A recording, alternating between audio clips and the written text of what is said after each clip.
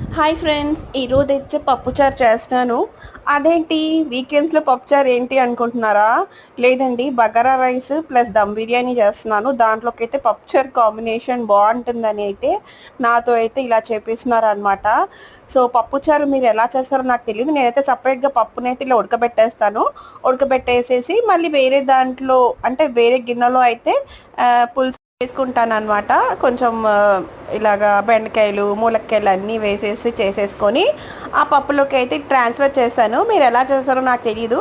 Weekends వచ్చిందనుకోండి, ఇంకా కొంతమందికి వెజ్ కావాలంటారు, కొంతమంది మా ఇంట్లో సగం మందేమో నాన్ వెజ్ అంటారు. సో అందరికీ చెయ్యాలి అంటే కష్టమే కదండి.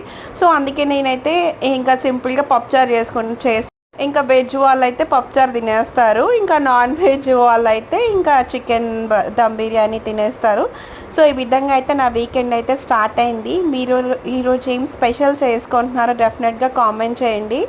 ఇంకా నాకు వచ్చిన వంటలు అయితే చేసేసి పాపం మా ఇంట్లో వాళ్ళ మీద ప్రయోగం చేస్తున్నాను. బట్ ఎవరు అయితే ఏది కామెంట్ చేయరు. పాపం నేను ఏం పెట్టినా తినేస్తారు.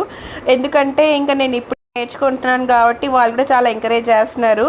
నాకైతే మా ఇంట్లో నేనేం చేసినా బాగుంది అనేవాళ్ళు, కానీ ఇక్కడైతే అలా కాదు. సో ఈ పుట్టింట్లోనే అన్నీ సాగుతాయండి, మెట్టింట్లో అయితే ఇలాంటివి అయితే సాగవు. So thank you so much for watching and bye.